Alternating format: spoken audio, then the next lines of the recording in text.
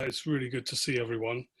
And as Alex says, the amount of research and the speed that things are changing is really daunting. And I'm finding it very difficult to keep up. iBase has been putting out this sort of bulletin.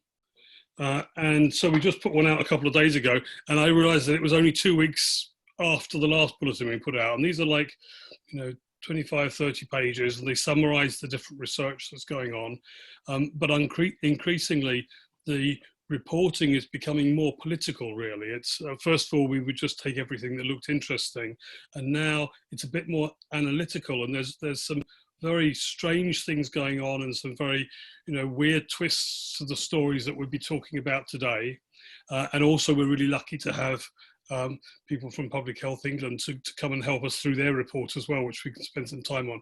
I'm going to start with a few slides and then get to Valerie and Alison. And then at the end, you also, I think we've got 7 or 8 questions that people sent to memory. I haven't forgotten those, but I put those in at the end as well. So, share screen. I need a bit of help here.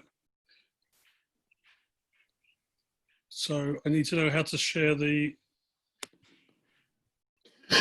You should be able to do it now. Just the file. So share file. This looks great. Cool. All right. Okay.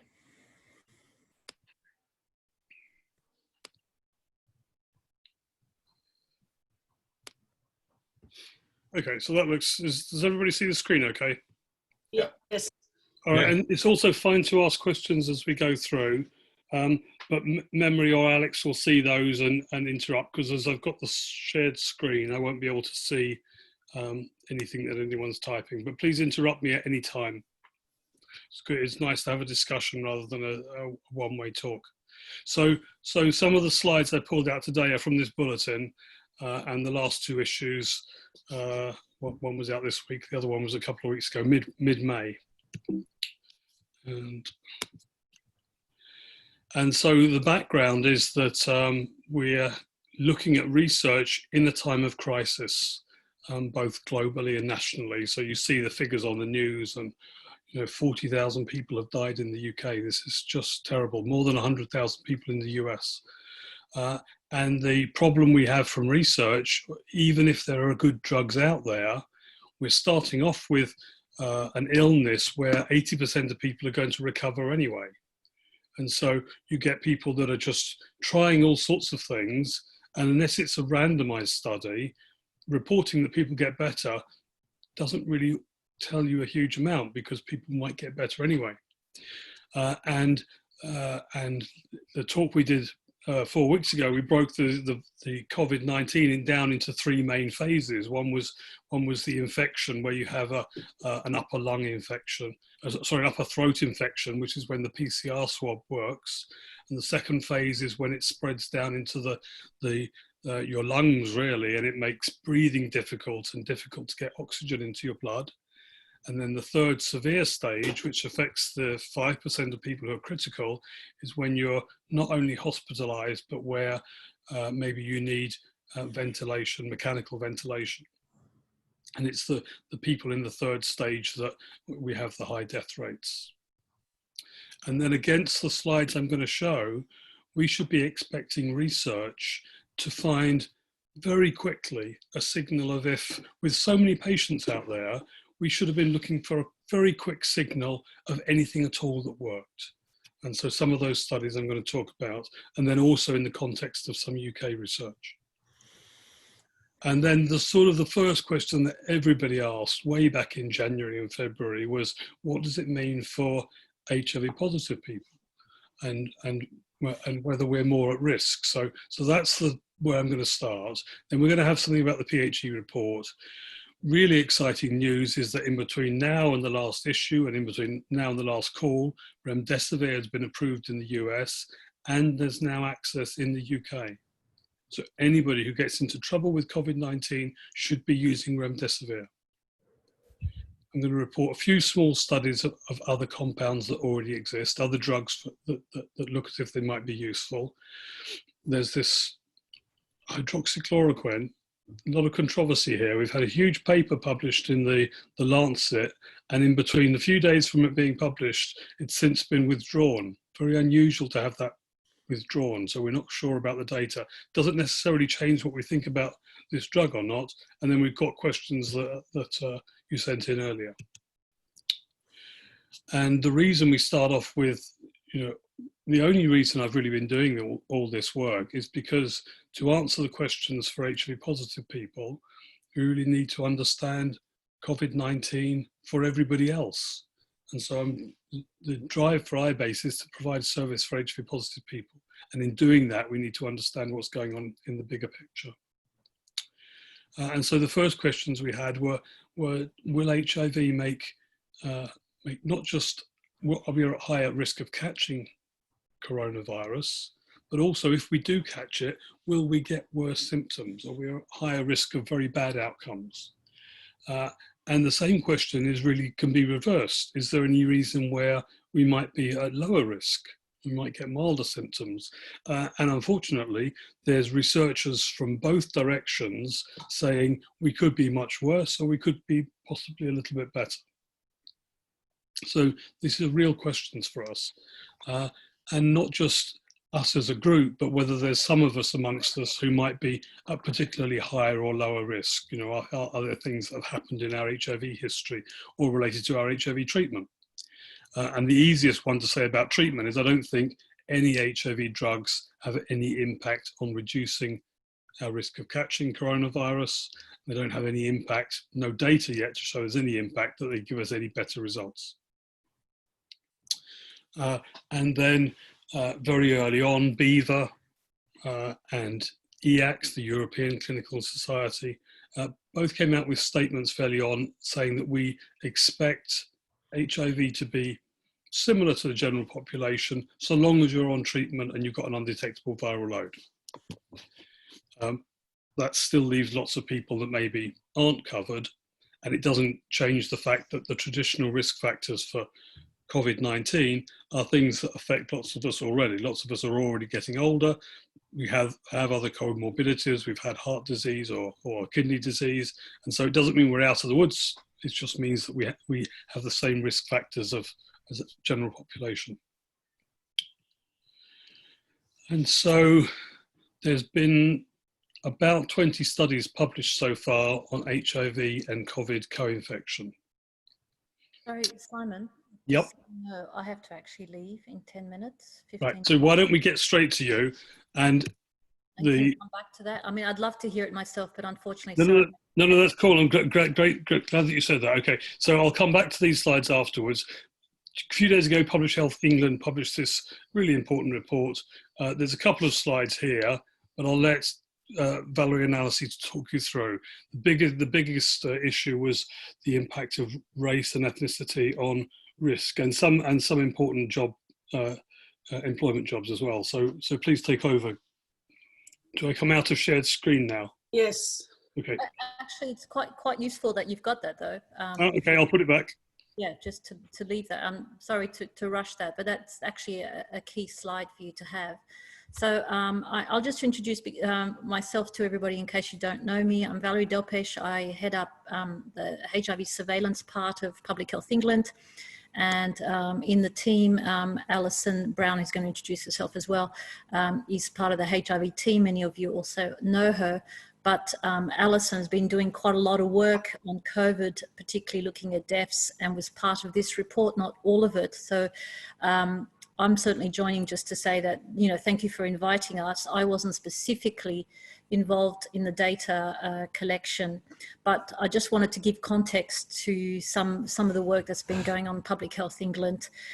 Certainly, as you can imagine, it's been quite a chaotic time to collect data and accurate data. And there are many data sources, and it's been, a minefield as well as a big learning curve. And we're working with data sets that are not only new in the case of putting together the samples of people who are test positive for COVID and getting information around that, but also matching to existing data sets that we've never matched before, such as timely matching with the ONS death data, for instance, and census data. So there's been a lot, as you can imagine, a lot happening. And just to say, to give you a sense, within our division that covers HIV, STIs and hepatitis, 60% of people are working just about full-time on COVID rather than their day-to-day work. So that just gives you a sense of the operation in the background. It has been really challenging, and not only is it being challenging just to bring these data together, but as you can, as you've highlighted, Simon, it is highly political, and people want data every single day. So just the sheer getting the numbers has been really quite phenomenal and difficult. And one of the issues that's come up is, as you're matching data sets, which are not meant to be necessarily, they're not designed for COVID in the first place. Some of them are becoming designed for COVID, but we're using existing data set. You don't necessarily have all the data you want at hand. So one of your questions, for instance, Simon, that came up quite early is, why didn't we immediately look at this report with all the data, and we could already account for things such as comorbidities and others. The decision there was very much based on the available data and the quality of the data at the time, and it was felt really important to get as much out, even if it's not the full picture. So certainly this report almost raises more questions than it answers, but it was important to get out the data as quickly as possible. So that's just to give you the context. And also, I think in terms of people living with HIV and COVID, clearly that is something that's a big concern for us in our section. And just to let you know that there are now, because we're at the stage where the COVID data sets are becoming more reliable and more complete, we are now starting to do matching to the HARS data set. Now we're just starting that this week. And the first thing we want to understand is deaths among people living with HIV with COVID, and to describe that. And we certainly will be looking at that data very quickly in the next couple of weeks. And what I wanted to raise, if I don't get to, is how do we communicate those really early findings to UCAB members so you can look at it? Is it the next time we have one of these? So you'll see exactly. So we're sharing those and discussing those. We're also going to not only describe what we're seeing, and it is possibly and likely that rates will be slightly higher than the average population, just because of our demographics, if we compare here to having a lot more people from various ethnic backgrounds in our HIV population, more than the general population, if you like. So we're likely to see some elevated number of deaths. But if that's the case, why is that? And how do we understand that very quickly? Equally, there'll be some matching to clinical cases, hospitalization and ICU cases to understand that. And I know, Simon, you're already part of an initiative which you might talk about, with looking at data sets that are looking at critical care and hospitalization data, and we'll be matching that data to HARS more completely. And finally, there'll be also just matching the HARS data to the number of positives of COVID, to understand how many people living with HIV have, and actually who've been tested were subsequently found to be positive. And this is going to be something we want to be doing regularly over this time. COVID is not going away, and we'll be doing that periodically. But that's some of the work that's coming up that I'm really keen to share with COVID. And now that we've got permission and better data, I certainly want the community members from various organisations and UCAB to be part of those discussions and that data. So just to be really aware of that. So that's my introduction, if that's okay. And hopefully I'll stay on a bit beyond that, but maybe I'll pass on to Alison about the report. Does that sound okay? Valerie, can I just say quickly that, you know, if you have any data that you want to share with the community, we are open. You just let us know. We can arrange one of these meetings anytime. Perfect. So that you know, just to say, I don't know how frequently you're thinking of doing these, but given that we just had the permission and now the good, you know, and it's not just permission, but we had to wait till the data quality was good enough to do matching. And we're at that stage now where we're going to start that this week. Okay, then we're going to get some preliminary data. And so it is a good time to start sharing that with you at appropriate meetings and to discuss, you know, preliminary tables with you. So there is all those questions that are raised. I think the UK is in a very good position to answer, you know, whether people living with HIV are at greater risk, are they at greater risk of severity? How do we redefine better our vulnerable or shielding categories? What does that mean for people living with HIV of different ethnic backgrounds? All of those questions are really fundamental, and we want to be sharing those preliminary results with you so that we, you know, can get some feedback of how we present those and what additional information and recommendations we can make. Okay, I mean, we can speak outside the meeting, but we are quite flexible. Let's move on to Alison in terms of setting up a meeting here. Thank you. Okay, thanks, Valerie. And thank you very much for inviting me to talk today.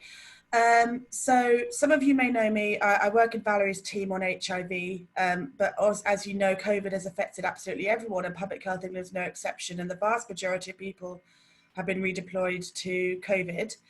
I've got the unenviable task of producing the death data from COVID on a daily basis. And because of that, I've got a quite good understanding of the COVID-19 deaths.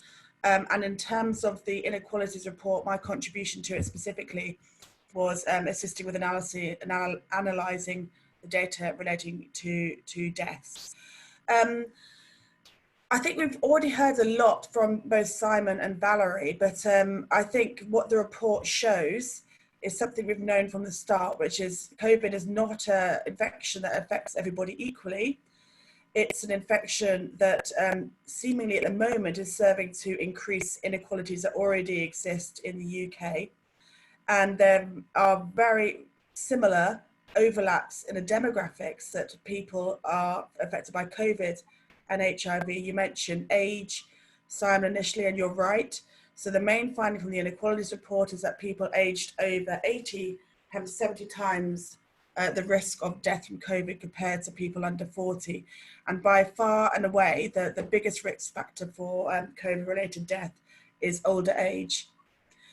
Clearly, there's also associations with residential deprivation. We're seeing higher number of cases in people who are living in more deprived areas. We're seeing higher number of cases and deaths of people from Black, Asian, other ethnic minority groups. We want to look into that further. We don't think it is anything to do with, we think it's to do with structural determinants. Basically, we think that it's to do with associations of people living in more deprived areas, more likely to be in social care, caring roles compared to other members of society. So we think a lot of it is socially, the cause is a social cause as opposed to any kind of genetic cause, etc. It isn't an easy report to read, but I think it is a very important report to produce, and it's not going to be the end part of the process. I think it's very, very important to have a report that outlines what we know at this stage of the epidemic. And as Valerie says, a lot of time has been spent developing the systems in order to be able to monitor it. So for instance, from the mortality perspective, we've had to create an entirely new surveillance system that brings together data sources from multiple sources to make sure we're capturing every single death, no matter where that death occurs. We're also using data sources from all reasons that aren't designed for COVID and trying to link across to other information to get information on ethnicity, on comorbidity. So it's been an absolutely huge undertaking, which is why it's taken us so long.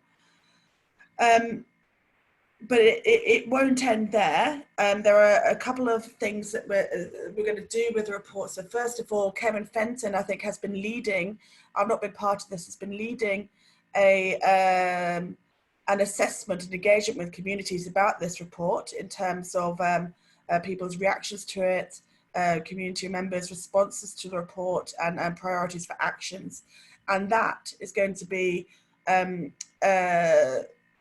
directly inform the Equalities Minister, who's going to take forward the next steps in terms of making recommendations that arise from the report. So that, I believe, is the next steps. I don't know what you would like to ask. I'm happy to answer or attempt to answer any questions on the results or any questions about the design of the report or the data. What would you find most useful? Please just jump in, or if you'd prefer, type your question and we can relay them. I have a question. I noticed that some data has come out that talked about certain jobs being more problematic. The security guards is one that was mentioned, I remember, and some are obvious, like healthcare, nursing. But I wondered how good was the data that was linking deaths with occupation? And the other question, do you want to ask them that one? And then I've got my second question I can hold. Sure. At the moment, the way the data is set up, it means that we can only find out occupation of people who have died because we're linking it on death registration certificates that contains people's occupation. We're continuing to work on occupation. This was done by the team who do excess mortality. So what they're doing is they're comparing deaths from this period of time compared to last period of time and estimating how many more deaths are occurring than we would have expected given normal trends in mortality. And as part of that, they looked at the highest frequency of deaths by occupation, and they found disproportionately, as you said, it was the caring profession, so people in care homes, nurses, auxiliary helpers, also drivers, bus drivers, and security guards. So these are people who have very little control in terms of reducing their exposure to COVID. The jobs necessitate close face-to-face contact with the public on a daily basis. We are continuing to do some more work on occupation. What we would like to do is try and categorize all occupations in relation to the ability you have in your work to control your exposure to COVID. So for instance, a bus driver or waitress would have very little opportunity to control the amount of people they're interacting with, but somebody who works from home or is an office worker has much more control over their environment. And we want to use that information to make recommendations to try and make workplaces safer, etc. The matching is very good because we have complete information from ONS. The data fields for occupation are very raw, so it's text box filling in, so you get a few typos, etc. And that's why we've only been looking at the very high frequency of jobs that are associated. So you might be missing some information in the detail. Okay, and the other question I had was, and it came from a comment from a sister, not my local hospital, but somewhere nearby, who, when she was redeployed to their COVID ward, discovered that basically every nurse and healthcare assistant redeployed to that ward was black. None of the white nurses have been redeployed there. And is that data possible to capture probably later on in the epidemic through who was moved to those and worked on those wards? We wouldn't have information on where people are specifically working within hospitals. So we have information on where or people's occupation, but we wouldn't know, for instance, even where they're working, let alone what ward they're working on. I do know that the health and safety executive are looking into deaths that look to be occupationally linked. So if a death has occurred in a healthcare worker, they're looking into it in great detail to see whether the acquiring of the infection was occupationally linked or not. So I imagine it would be that sort of detail. I mean, if there was to be that sort of detail, it would be the health and safety executive who would be doing those investigations. But I think that's more of a occupational health exercise, as opposed to being able to, we can't pick up that level of detail with surveillance. Okay, it struck me as one of the structural determinants. Yes, absolutely, and you know, as we all recognise, the link with ethnicity and deprivation and occupation is very, very apparent to all of us. So It really does need looking into in greater detail. While we've looked at occupation, ethnicity, etc., what we've not done is yet cross-tabulated those to have a look at, and we'll make sure that we do that in the next step. Okay, thank you. So have you personally looked at HIV data? As Valerie says, we're now doing that this week. So we are matching our HIV data set together with a COVID data set, and we really would like your input into what analyses you would find useful. Our first initial thoughts were to have a look at the death rate amongst people living with HIV to see whether it's in line with the general population or whether it's higher. We want to have a look at profiles of death in relation to people on treatment and viral load coverage to see what the associations are there. And we also want to have a look at the definitions that were used for shielding for people with HIV, i.e. people with I think it was people with a CD4 count under 50 who are not virally suppressed. We want to sense check whether that was the correct definition to use in terms of the number of people who are living with HIV who've tested positive for COVID and died from COVID, so that we can make more informed decisions about people who are living with HIV who are at particular risk from COVID, and to better inform policy. So I heard that this was a couple of weeks ago, that at least 120 people who are HIV positive had COVID-19, and that more than 40 had died. 45 had died actually, and that came via PHE data. And so is that a rough ballpark? We haven't managed to link to cases yet. We're matching to deaths at the moment. Preliminary data suggests that we probably are seeing slightly higher deaths than we would expect, death rates compared to the general population. But we're still checking the numbers, so I don't really want to commit to a number right now, but within the next couple of weeks, we'll have data tables that we can share with you, and create some discussion and do some follow-up analyses.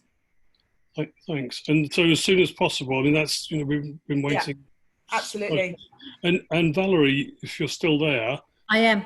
Okay, you mentioned a very nice comment that I think we'll all be interested in. You said COVID-19 is not going away anywhere soon. No, certainly not the surveillance of it. So does that mean that you also think that there'll be significant surveillance and that you're expecting a second wave? So I have no idea what to expect more than anyone else. You know, you talk to 50 experts, you'll get 50 different. Yeah. But what's really been important at PAG is to set up routine surveillance going forward. And certainly, just to give you a sense, all of these different, they're called cells, there's an epi cell, research cell, surveillance cell, et cetera, and all of these cells are now staffed with people from PAG, and they're realizing that it can't just be borrowed from all the different sections. We need to go back to HIV as well and start also looking at what's HIV doing this time, etc. So we're now going to be probably staffing these cells with some temporary, at least staff for the next 6 months, 9 months, 12 months. It really is being reviewed almost on a weekly basis, but we do need to sustain surveillance systems just to know, because a lot of things that we're talking about around disparities are not going away. And as you know, it's caught up with so many events. So what I was referring to is that we definitely need to keep our surveillance systems and keep improving those and continue to collect data that's relevant to COVID, but you know, specific groups like people living with HIV, and that's very much on our cards. Okay, so it's fantastic having you both join the call, and I think everybody appreciates it. I feel like I feel like I'm on the news, you know, when I'm like asking questions. And yeah, there are a couple of questions. And the reason I asked you wasn't because of your individual, you know, vision into the future, but you're taking place, you know, you're working in an environment where, you know, very high level discussions are going on very close to the data, and so you're, you know, so could I just say, I wish you were at very high level. I often know more about what's happening through listening to the BBC. We'll know what's happening with our own data sets, but the information trickling down to every day, it's as political as it is at top. Okay. Just so it's something. I have a question. a question, I think, for Alison, on the analysis, whether you will be able to determine whether there are any actual genetic differences in the deaths of people who are dying. And the second question was whether those people living with HIV admitted to hospital had their CD4 taken. So those are the two questions on the chat. Either you or Alison. Okay. I'll take the admission to hospital first. So we've undertaken an analysis plan to match COVID data to HIV data to all of our available national COVID data sets. So that would be cases of people who are diagnosed, people who have tested positive for COVID, admissions to hospital, and people who needed increased intervention. That's people who've been referred to ICU, as well as recovery rates and deaths. We wouldn't have whether someone who is admitted to hospital or intensive care unit had their CD4 count taken at the time, but what we will have is your most recent CD4 count during 2019. So we would do our best in any analysis to have a look at the most recent viral load treatment and CD4 counts for people to help with interpretation, because we're working on the assumption, as I think was referred to earlier, that people who with HIV, with suppressed viral load and a high CD4 count, shouldn't be any more at risk than the general population, although there are caveats in terms of this being people with HIV as an aging population, and also we have a lot of people living with HIV who are from Black and Asian minority ethnic backgrounds. But that aside, it's not, we don't think it's HIV in itself, if you are treated and virally suppressed, that is causing the additional risk. In terms of the genetic, I don't think that is on the cards at the moment. I think, can I just ask a little bit of background? What do you think testing genetic differences what would be the purpose of it? Is it to see whether... So what I'm no geneticist, but I think, yeah, aren't there some diseases, some illnesses where there are genetic differences? Some people are more prone to them just because of their genes. Yes, it's possible. I don't think we're there yet at the moment. I know that there is possibly some work being undertaken further down the line to do some more post-mortem samples, for instance. I think what we do know is that it does seem to be structurally driven at the moment. The disparities do seem to be linked to people who, are living in more cramped and crowded conditions, using public transport and in caring roles, etc., which is also linked to ethnicity within the UK, and unfortunately also seems to be linked to your likelihood of acquiring COVID. Thanks. Could I ask what potential surveillance you're doing on people that have recovered from COVID? Yes, that's something we're trying to start work on now, because this may seem like a silly point, but you have to progress quite a long way in the epidemic before you can measure survival, because you have to allow enough time to pass for people to have the opportunity to recover, if that makes sense.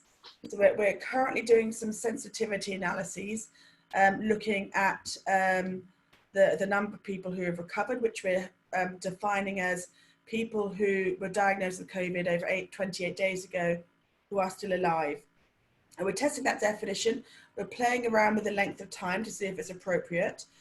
We think it is, because of the people that die with COVID, we know that 95% of people die within 28 days of a COVID diagnosis. So we think we're pretty much there. But what we want to do is just have a look at how that changes if you change the time from 3 weeks to 4 weeks to 5 weeks to 6 weeks. And then once we've done that, then obviously we'll start analysing the attributes of people who have recovered. Won't that be skewed if you don't actually have a really good steer of incidence? Because there are many people who were not tested, who have not been tested, as well, of course, as there being many people whose symptoms are such that they wouldn't even have realised. You're absolutely right. And unfortunately, the way that things are, from the surveillance perspective, as you expand testing more and more, which is obviously a good thing, it's making it very, very difficult to have a consistent set of data and a stable cohort of people. So initially, up until the end of April, people were only being tested if you were unwell enough to be admitted to hospital. Pillar 2 testing, as we've been calling it, has been testing more in the community, but it's more, again, healthcare workers with mild symptoms and people in care homes. And it's because we now have this additional tranche of testing, we have seemingly increased the number of people who've been diagnosed with COVID, which is a positive thing because more people are being tested. And it will affect mortality rates of people who've been diagnosed. So you're right, we're constantly struggling to obviously, we need to continue the priority to expand testing, but that creates headaches in terms of how to interpret the data. Can I just ask, are we doing the right form of testing? There's some data coming out that people have recovered from COVID and we're finding the virus in semen. Are we carrying the right tests out, and are we seeing community transmission occurring through sexual contact? Okay, that's a good question. I've not heard of that myself. I think people are focusing the testing still on the antigen test to see if you have not HIV, sorry, COVID at the time of testing, and then the antibody response. I don't think they've looked at different body compartments, but I think from a sex point of view, if you're close enough to having sex, then you're close enough to transmit COVID through non-sex as well. Yeah, but I think the point I'm trying to make here is people have recovered from a viral. Oh, I see what you mean. Okay. So are they then transmitting through an intercourse way? If this virus is recombinant and reproductive in semen, then so you're saying if you're antibody negative, you've recovered from COVID. Yeah. Okay, that's a great question. I don't know. I will talk to some of my virology colleagues. I don't think there's been progress even getting towards that question yet, but I can see why that is yeah, I mean, I think that could be a huge, if we want to get on top of the spread of this, people are aware of coughs and sneezes, and they think if they've had it, then they're fine and off they go. But then if we do find it is being transmitted through sexual contact, we need to do a huge amount of work within the certain communities. I think you're right, but we also, we don't quite know enough yet about how long the antibody response lasts anyway, even regardless of sex. And there's a lot of work to do. And again, unfortunately, these things take time because in practice, what it means is finding a group of people who've had COVID, following that, taking sequential samples over months. And that's how you know how long the antibody response lasts. So it is a waiting game. In terms of semen and other body fluids, I would have to, and I will, ask my virology colleagues in terms of what the likelihood is of, because I don't know enough about it, to be honest, about whether that's the case. But I think it's a really important question in terms of sexual health. So thank you for that. Okay. Thanks, Alison. I think Rupert's got a question. Okay. Hello? I think he's just on mute. Okay. Sorry, I've just muted him again by accident. There you go, Rupert, sorry. Hi, Alison. Today on the radio, they said that there's less than 60,000 people probably infected with the virus in the country. Could you give me an idea of where those statistics come from? Are they studying hospital admissions, whatever? I think this is from the end of the 3rd week of May. Yeah, so every day, I currently work in Epicel, so we generate the daily data that's used to inform the emergency response. We provide these data to a group of modelers who incidentally are the same group of modelers that model undiagnosed HIV infection. And they get the data directly from Public Health England, and then they put it into models of transmission that accounts for incubation periods, they adjust reporting delay, etc. And it's from them that you will see the R numbers that people have been talking about. They do a lot of different modelling outputs. So it's not just looking at measuring incidence. It's not just measuring how many people are thought to have the infection. It's also projecting onward in terms of ICU beds that will be needed over the next 2 weeks. So they do a range of outputs. So it's modelers that are affiliated to Public Health England, and it's owned by Public Health England, but in practice, the groups who do the modelling are academic institutions who have anonymised data sets, and that's how they generate them.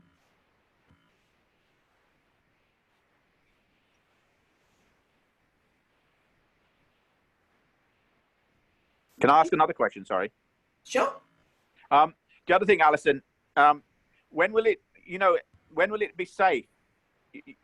You know, we're a very heavily treated group of population and we have very good relations with our hospitals. But for example, my son is running out of medicine and he's very nervous about the idea of going into the clinic in Leeds to get his new prescription. He'd want them to send it to him in the post. When can we feel confident about going in to medical centres again? That's a difficult question. I don't think I'm qualified to answer. I apologise if it is. That's okay. I know that the recommendation is that you shouldn't put off any medical requirement to still attend hospital for repeat prescriptions, etc., etc. I think from an HIV perspective, we need to do this data linking urgently to have a look at the excess risk of acquiring COVID and becoming ill with COVID in relation to the general population, which will help, I hope, to provide any evidence of reassurance or any extra steps we need to do.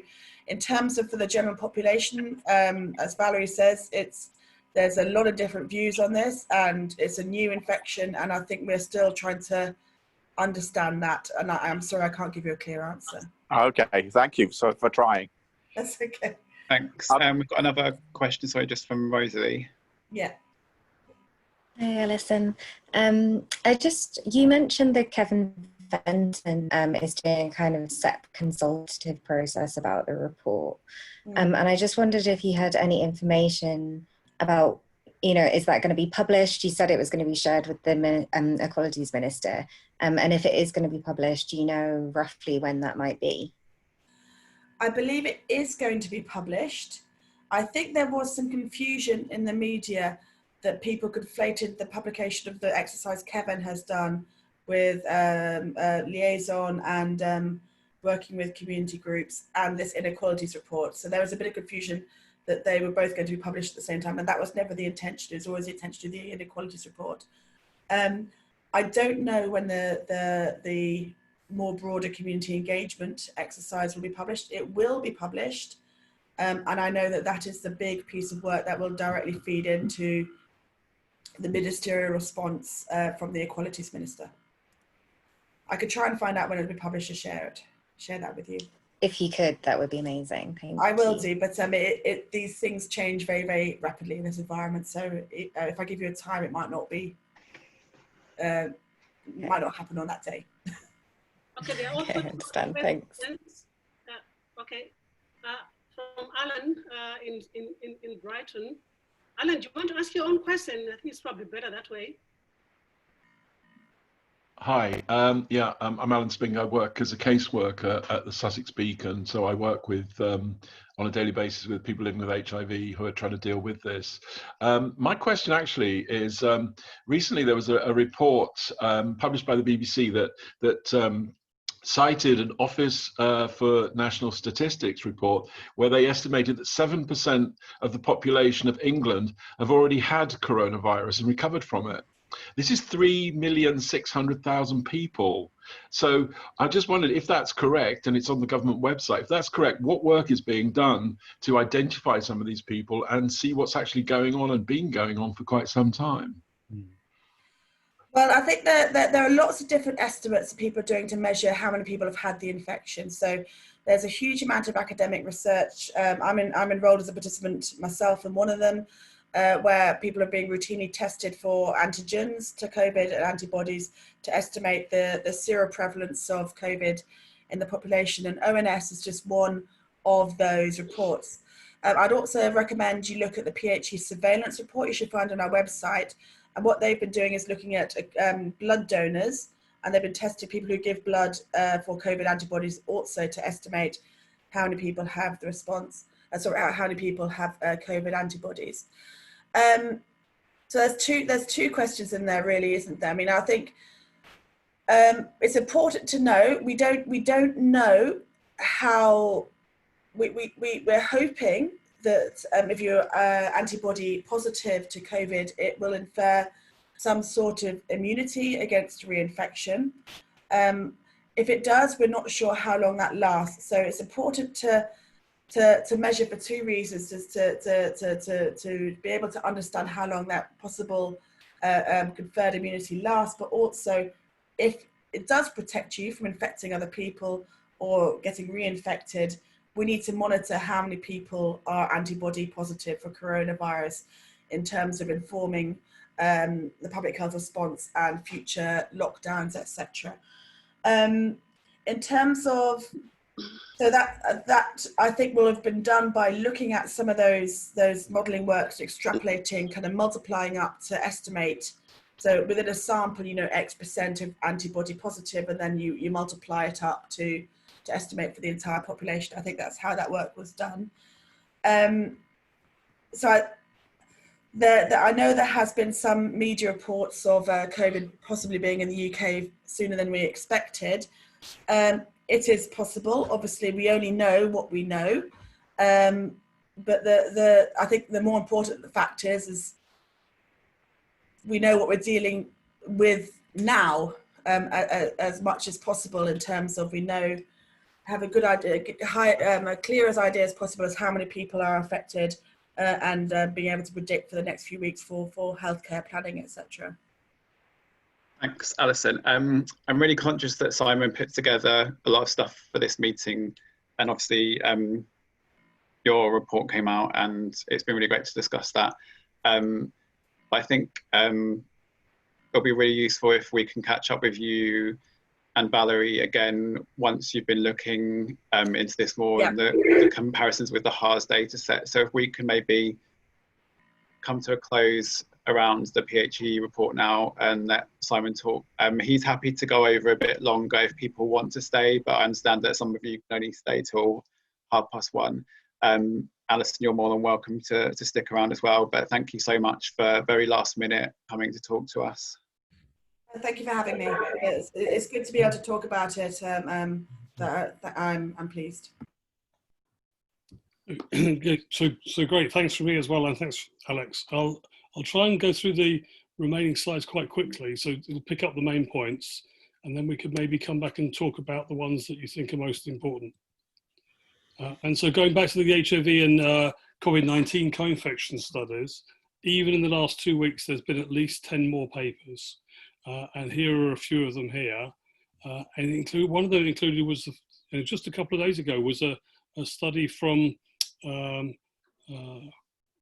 King's in South London, King's College.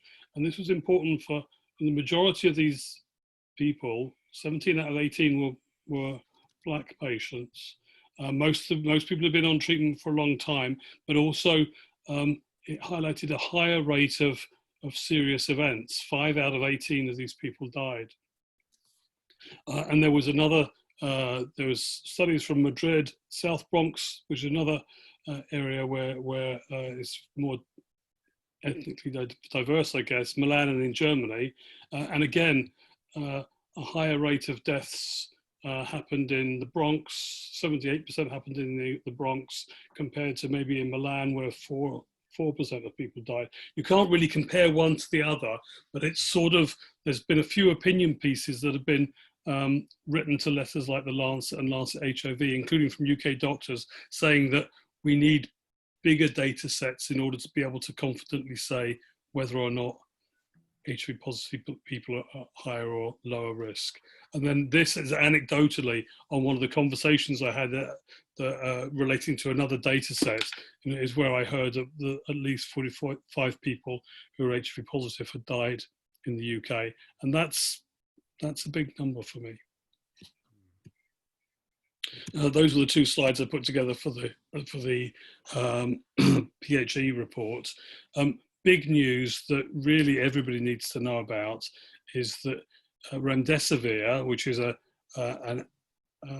anti-coronavirus, it's supposed to be an antiviral drug, was approved by the FDA a couple of weeks ago. Based on very little data. I hadn't seen any data that convinced me that it worked, and I'd seen some data that suggested it maybe didn't work. And then just recently, we've had the first data set published that actually showed there was a difference. And it basically showed that that this is time to randomization, this is the baseline statistics, but it showed that median recovery, if you had access to remdesivir, was 11 days versus 15 days. And we've been told that in the top line results, but we hadn't had any other real data to show whether this was genuine or not. And it looks like remdesivir does have an impact. So if you're unlucky enough to be hospitalized with remdesivir, with COVID-19, you have to be hospitalized in order to use this drug because it's given as an IV infusion. You really want to be able to use it. And from our history of HIV drugs, expanded access to drugs might be a difference between, it might be a life-threatening difference. If you get access to this drug, you might survive, you might get better quicker. And if you don't, if you're working at a center maybe that isn't keen on getting expanded access to remdesivir, you might not have the chance to use it. It's also important that this study here, in the conclusion, it pointed out that high mortality still happened in people who had access to remdesivir, and it suggested combination therapy. And so the 2 points that I take away from this, I can't remember if I put a third slide in. I didn't. So the fact that there is UK access to remdesivir now means that ongoing research studies should change the standard of care to make sure everybody also gets remdesivir. And I have no idea if that's happening or not. And Simon, could I ask a quick question? Do you know what the state of access to remdesivir is? Yep, MHRA a few days ago approved compassionate access to remdesivir. So there's an article in this bulletin I do on the COVID-19 bulletin, and there's detailed review of the criteria in order to get access. You basically have to be hospitalized, but there's also controversial criteria because it seems to make it difficult to get access if you're more advanced. And that seems a shame. So lots of COVID-19 doctors think that the MHRA have restricted access too much. And so you should really be able to get access, whether you're on a study or not, wherever you are in the UK, you should be able to get access to this drug. And for you or for your network, if you hear someone suddenly being hospitalized, over 300 people died today, so it's still an ongoing infection, then make sure they understand about this. The other general point I was going to, the articles that go into this bulletin, I've more or less covered all the potentially exciting early studies that have shown a benefit. So because the mechanism for COVID-19 is you have this inflammation, there's lots of small studies where you look at using anti-inflammatory drugs and see whether that has a benefit. There's convalescent plasma. It's where you just take a sample of plasma from somebody who recovered from COVID-19 and then you treat it and then you put it back as an infusion into somebody and use it as a treatment. Like it's a monoclonal antibody treatment. So you assume that people who've recovered have got antibodies and then that goes back as a treatment. All these treatments here have shown potential benefits, but they tend to be small studies and they might not be randomized studies. They might have questions about, you wouldn't rely on this data, but they're definitely good enough to run better studies. So the examples I used here is this anakinra, which is a drug for rheumatism. It's an anti-inflammatory drug. It calms down this sort of cytokine storm, which is a feature of COVID-19. But you can see as a study, it's not we want better research to know whether or not to use this, but it sort of hints at a benefit. So it's 29 people got the anakinra versus historical 16 patients control, and it sort of reported what looked like benefits in terms of reducing cytokine activity. And that might be the difference between keeping COVID-19 severe and not making it advance into needing mechanical ventilation, for example. So the comments to these studies all say they're non-randomized, they're not blinded, and we need larger studies. And then the other example I use, I haven't got time to do all of them, but so anticoagulants, things like warfarin or heparin that stop your blood from clotting. One of the symptoms that's been reported in autopsy reports from COVID-19 are blood clots in all sorts of places you wouldn't normally expect them. Blood clots in lung tissue, blood clots in liver and kidney tissue, and blood clots in the brain. So that intuitively, if you were on an anticoagulant, you might see less severe events. And this is a really large study in New York. Several thousand participants, almost 800 of them got anticoagulant therapy, and it sort of hinted at better outcomes in the people who went on to have mechanical ventilation. Then mortality was 29% versus 69%. That strikes me as a big difference. That's half as much, and recovery was much quicker. And so there's some things maybe going along that you could use even experimentally if you're having a rough time with COVID-19. You'd make sure you're on some sort of blood thinner. People had slightly more complications if they did get blood thinners though. And so one of the things I've been frustrated with is that there are all sorts of nice guidelines on COVID-19, but none of them talk about treatment. They talk about how to reduce infection, how to manage transmission risk, how to deal with end-of-life issues in terms of if you don't want to go onto ventilation, but none of them have got any data about, we think this drug might be better, or this research might mean that you'd want to choose this study over another study. And so there is a website, an NHRI website, NIHR, which is the research body in the UK, and these are the studies that are ongoing. So there's lots of studies just with one intervention. And arguably, if I was on any of these studies now, I'd want to also have remdesivir. Yeah, we talked. Sorry, Simon. Again, we talked a little bit on the forum about whether remdesivir should be standard of care treatment now, yeah. and the other treatments should be given in addition to remdesivir. Yeah, I agree. That's what I do. The history from HIV treatment and research and community involvement in HIV research was that as soon as the standard of care changed, that should be reflected in all ongoing studies. When we knew 2 drugs were better than 1, we called for monotherapy studies to be ended. And when we knew 3 drugs were better than 2, we called for dual therapy studies to be ended. All the ECAB meetings did this. There's 3 big studies going on, which they brand them as adaptive design, which they sort of mean we're going to try lots of things, and then we're going to be really reactive. And as soon as we know something doesn't work or does work, we're going to change the design. And so you can see some of these things in the adaptive designs, we don't expect Kaletra to be doing any good at all. We don't really expect a single antibiotic to be doing any good at all.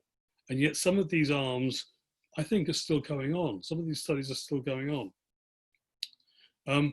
This is the one I pulled out, the recovery study, and I don't understand it. And I've written to the leading investigator and I haven't had an answer back. So a few months ago, they've now enrolled more than 10,500 people. So you saw the anakinra study was 29 people versus 16 controls, and they saw enough of a signal to want to investigate it.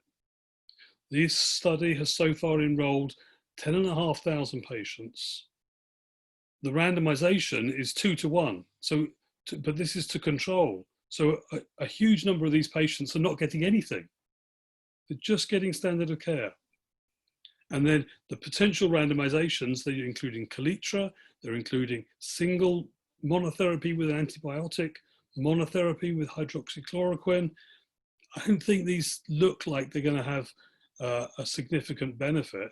But more importantly, with so many numbers, I'd have expected a very quick analysis to show whether or not, is there a clear signal that it's doing anything positive? If not, it should be stopped. And I don't understand why all these arms are still ongoing. So by just discussing with doctors, there's a Q&A on the iBase website, and we sort of point to this. that actually your best treatment for COVID-19 at the moment, based on the current study, is to get access to remdesivir and the other promising treatments with limited risk of side effects, a drug like anakinra or anticoagulants, or possibly these treatments here. But that we should really be expecting people in the UK to be using combination therapy in COVID-19 studies. Thanks. I think just at this point, it's important to emphasise the guidance from BHIVA that if any of us living with HIV are hospitalised, really do let them know that you have HIV so that they can back to different points in around treatment and things like that, and make sure that the networks, if you work in support organisations, that you're sharing that advice as well. So absolutely, I've put a slide in about those BHIVA guidelines. And for me, the question that is missing is what would be the best treatment for COVID-19 if you were hospitalised? Anyway, we can come back to that. I understand why doctors don't want to say this, but that's the thing that's missing. So hydroxychloroquine, this is the anti-malaria drug, very controversial. You know, it was used in China. There was a very early French study that thought it might be beneficial. And as a result of that, hundreds of new studies are looking at hydroxychloroquine. And the two issues are really, one, does it work? Because if it works, you'd put up with all sorts of, you would then want to try it. And in order to know whether it works, you need to know what dosing you use, when you time it in COVID infection, what you do about symptoms, etc. And the second question is about safety. And the two issues have become really complicated because also really early on, there was a Brazilian study that was stopped because of safety, where they had there was a high dose arm, high dose of hydroxychloroquine, and they had a significant number of cardiovascular events. So the study was stopped early. And now you've got this split opinions amongst experts and researchers are, one, that it really doesn't work, so you don't want to be trying it, and two, that it would be a risky thing to be doing. Actually, at the studies that are being, the doses that are being studied, I think it's unlikely to be risky. There was a problem with the Brazilian study, including whether they even understood how they were dosing it. And there's a study I put in about that. But there's also a question about whether it's really likely to work. And most of the researchers that I track or follow, I sort of agree with them that it's unlikely to work. So there was also a study out in the last few weeks showing that at the doses being used that we know are safe, they're also unlikely to be effective. And the reason it's important is that these large, very large studies, the WHO Solidarity Study, which is involving maybe 50 countries, maybe more than that, the recovery study in the UK with over 10,500 patients still includes a hydroxychloroquine arm. And we could be giving someone something better, given that we've had 40,000 deaths. That's the context. Why aren't we doing better? And so these are some of the studies I reported that showed no benefit of hydroxychloroquine. You can look online, you can see the details if you want. Some of them were large studies in New York, some of them were smaller studies. And then there was this paper that came out, which was about dosing. This highlighted that the Brazilian study with side effects maybe was giving 2 or 3 times the safe dose.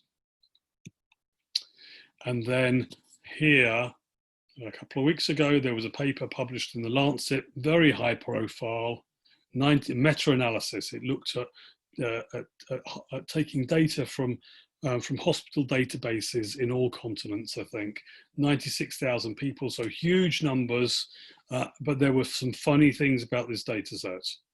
And although I reported the study for iBase, in the comments, I highlighted there are strange things with this data set.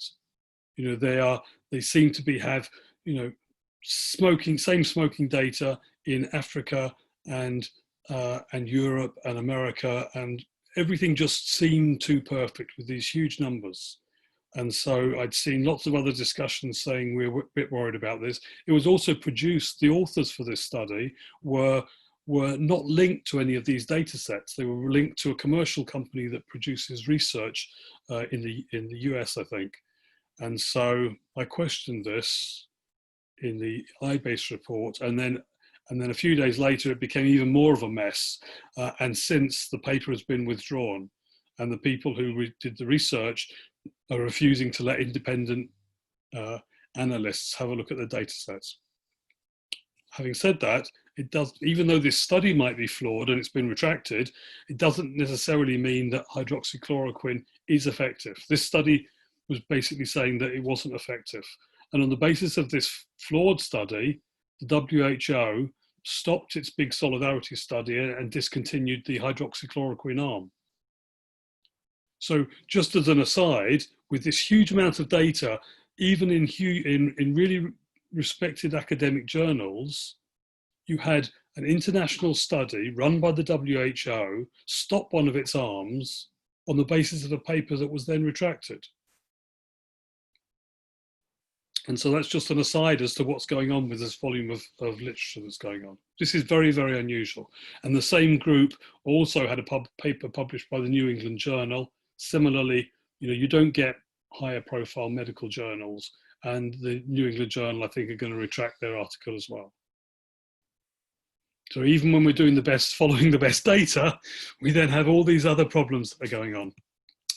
So this was the slide that referred to the resource that Alex talked about. BHIVA did a great job. They've actually done a basic fact sheet of what to expect if you're hospitalized, disclose your HIV, continue ART. The hospital will be able to find other alternatives if you can't swallow pills. Don't change ART to Calitra. Even though it's being studied, we don't think it's going to work. And then new standard of care should definitely recognise that you've got compassionate access to remdesivir. So that's my lot. But these are the questions that came in during the week, and so I just try and run through. Lots of them were about practice. I tend to follow the research for treatment, and lots of them were about research for containment and prevention. So I don't really study those in as much detail. So someone asked whether interim results published other than Gilead's for remdesivir, and yes, we've covered that. That's the ACTT study. And so can we arrange a call with Gilead? We're trying really hard. The CAB, Alex and Memory have both been trying to get Gilead to do a Zoom call, and whether it's because they're genuinely completely busy with other work, or whether they're just nervous about sharing slides, for example, in a context where it's not confidential. We're trying very hard to get Gilead to talk to the UK CAB. Just on that, some of the other pharma have agreed for virtual meetings later this year. So we're hoping that might leverage them into reconsidering.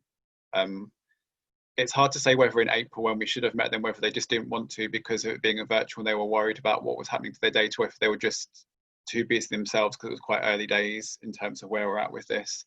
But we're happy to go back to them and see if they've changed their mind at all. Okay. So at the moment, all the remdesivir that's being made available is all being donated. So Gilead, they're ramping up production. They're looking at new formulations, so maybe you don't have to use it in hospital. You don't have to be hospitalized. So there's huge amounts for us to talk about, and so we're trying hard to get them to Zoom at some point. Rupert has his hand up. Sorry, Simon. Rupert has his hand up. Rupert? Unmuted. Hi, Simon.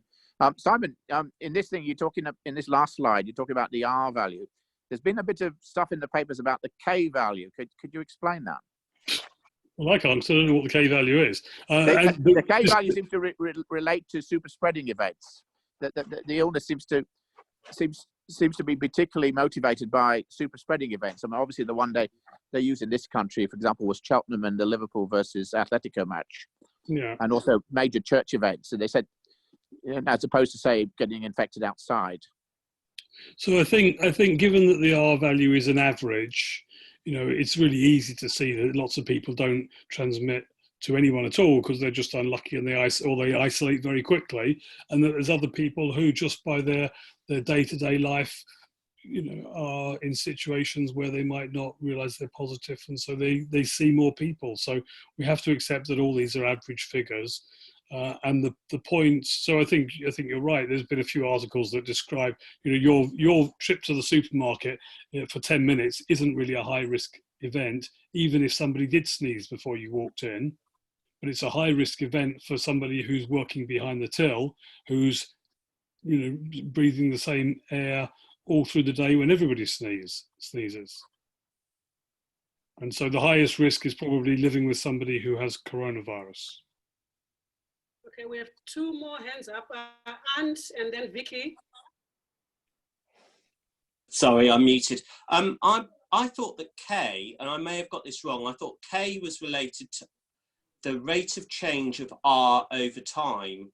And so therefore it's a real abstraction. So R is related to each, the number of people that each person infected with COVID then passes it on to. But then K is related to the rate of R changing over time. So you can see how fast the R is decreasing or increasing, I think, but I may have got that wrong. So big picture, all this is modelled, and the point of the question was that how regional and local differences will change what this value is, and that's completely true. If you're living somewhere where nobody's infected, then the rate's going to be zero. You're not going to have any infections at all, and so that data then gets put into an average figure across the country, and there'll be places where there's high incidence, and the R will be much higher. Vicky, and there is one thing, a piece of good news I want to get in before, just in case people are leaving, is that just based in London, and so I'm sure it will be happening in other cities as well, the current number of new infections in hospitals that have been centres for COVID-19 is now tiny. Wait till next weekend. So that's the point is, yes, all sorts of things are going to change. I think that the national data that shows there's 369 people died yesterday or whatever it was, and that 5,000 people were diagnosed means it's way too soon to stop lockdown. You have to get those figures down to close to zero before you let people interact with each other again. So I think it's going to be a disaster. However, the doctors that I speak to who work at the COVID centres in London are at the point of thinking that there might not be a second wave. And so I'm just a messenger letting you know that some doctors who are at the front line of these treatments are much more optimistic than I am. Vicky, the question. Yeah. My question's relating to treatment. So somebody living with HIV is admitted to hospital, perhaps is intubated, sedated, can't take their meds orally. The Liverpool HIV, the Interactions website has details on meds that can be crushed, in liquid or whatever, but are there any suggested combinations, any recommended?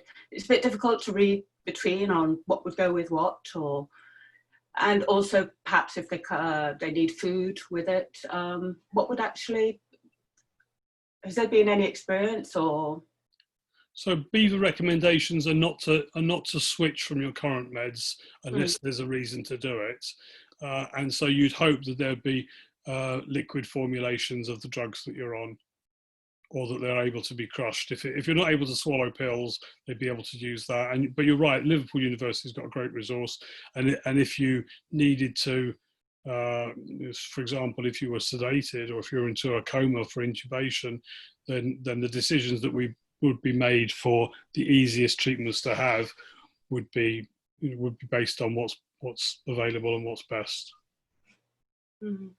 You'd use a formulation which you'd probably, just like the guidelines at the moment, you'd use integrase inhibitors. Yeah, okay. It's quite difficult to read between the lines on, they say this can be crushed, but this can be crushed as part of a combination with something else. Yeah. And so some meds definitely can't be really suggested. So some meds definitely can't be crushed, and so you'd pick a switch to the ones that could, or that were available in liquid formulation for paediatric care, for example. Okay. Okay. Can move on, Simon, to the next question. Okay. How do you see COVID impacting on clinical and third sector HIV specific commissioning services and provision, and any evidence across regional variances? So I'm not really the right person to ask on that. I think it's going to, you know, everybody who's on the call now is involved in the third sector, so you have your own experiences and you can see how it's changed everything. But as to how commissioning works, I don't understand how commissioning works in a normal time, I'm afraid. I guess we just have to be mindful that local authorities commission a lot of our services and they're going to be under massive financial strain after this. We've not seen the economic impact of COVID yet. That'll come later when the government withdraws all the support that it's been giving us yet. I think we're in for a really rough time. I think we're going to have to stick together. We're going to be fighting against other conditions and things like that to prioritise HIV and sexual health within the public health budgets of local authorities. I think we have to start preparing for those arguments now. That's a great answer. Thank you, Alex. So the next question is, what's the impact of COVID-19 if you have undetectable viral load and you're taking vitamins? Based on BHIVA and EACS, I think undetectable viral load is the same as general population. I don't think vitamins make any difference. So certainly, if it's your choice, you're welcome to use them. There are a few studies that are looking at vitamins, and there's questions about vitamin D, maybe from sunlight might be slightly protective, and also maybe using zinc as a supplement might be protective. But I haven't got data to inform the addition of vitamin C. Oops, sorry.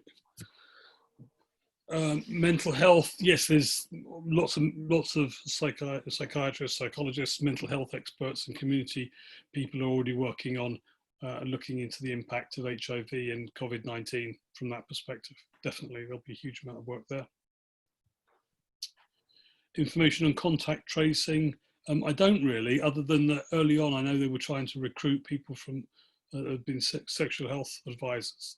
They were aware that the sexual health services are very good at contacting people in a non-discriminatory way, and that make people, you know, not embarrassed about things sexual health workers are very good at doing this. BASH reached out to its members to see who would be willing to assist. The only thing I know on that is from the news that basically lots of people have been sat there with nothing to do and they're not being told anything, and there's a real frustration, as with everything in this, of how it's been handled and managed. Doesn't seem to be a very successful policy so far, or intervention. But the best example you need actually is if you look at South Korea, which had virtually, you know, one of the best responses to COVID-19. They were very, very good at contact tracing, and they actually matched databases really early on. You know, they looked at people who had symptoms, they looked at people who'd been traveling, they were able to access hospital records for people that had, you know, were reporting those symptoms to their GPs, and then they were also be able to track people who'd been traveling. And so a country that did really well with contact tracing was South Korea. And I don't think UK has the resources or the skills or was nearly early enough at doing any of this. Doing this 6 months down the line is not very impressive. Can I say something about testing here? Of course. If you don't mind. It's just something that came up for me in the last couple of days with one of my clients. And most of the people I work with are aging with HIV. Probably over half of them are long-term survivors, and also technophobes, quite a few of them. And if you don't have, I don't know if you're aware, if you don't have a mobile phone and the email address, you can't get a test. And I find that quite shocking. If you call 119 to arrange a test, if you don't have a car and can't drive to one of the centres, you have to have a home test. But to have a home test, you must have a mobile phone and an email address, or they won't. That's it. You can't get it. And I do find that quite shocking, personally. I agree. Sounds. That's the way it is. Like a crazy oversight. Yeah, according to the nurse I spoke to on 119, it was because the system was originally set up for healthcare workers, all of whom are NHS email addresses, and they still haven't fixed it as of yesterday. So the an extremely vulnerable group, who are the elderly, can't access a test. Are you on Twitter? Yes. Tweet Matt Hancock the same question. Okay, we'll do that. Okay, so next question on antibody tests and titers and things. So I don't, everybody's chasing this data, and it depends a lot on the tests, on the accuracy of the tests and how effective they are. So this is the, there's the $64,000 question. People want to know is if you detect antibodies, how effective they are and what level of protection they give you and how long they last for. And it might be dependent on the tests that you're using. And I haven't seen any data that answers that question. Okay, sorry, that was me who asked that question. It was a while ago, and I discovered there are two ways of spelling titer as well, as in English and in American. Yeah, we spell it R-E. Yes, but I have actually seen a couple of studies since then of antibodies, one from Paris, I think, none, not very big, and one from China with a much more, or a less reliable antibody test. So there's big area of research, lots of people are chasing this one around. And the final question, oops, what I forgot there. The final question is what percentage of HIV testing services are operating? I'd say they all are. They all are. Yeah, but they're operating in a different way. And if you need HIV, hepatitis or STI testing, you need to phone ahead to your clinic and make an appointment. But actually they all emphasize that they're still working. Maybe it's easier to get a result, to get a test now than it was before because there's less demand. There's no walk-in centres, that's the big difference. But there are, once you've made an appointment, then getting access to services and treatment they're all running now. The National Home Sampling Service, which provides HIV and also now syphilis testing, there'll be an announcement on that. If it's not today, it'll be out Monday. But essentially that will be opening up. That's just England. There have been some issues around this in certain areas with demand and people getting worried about the labs originally not being able to cope with managing these tests as well as COVID testing in the laboratories. But now that things are calming down again, we're in a better position. I think in the next few days there might be an announcement about hydroxychloroquine as well, i.e. showing that it doesn't have benefit. That's just one to watch. That's just anecdotal at the moment. I think there'll be another shift as well, Simon, to ACE inhibitors. There's positive data, and at least a month ago I was reporting positive data from ACE inhibitors. Yeah, and I think there's going to be an even bigger push towards it. Right.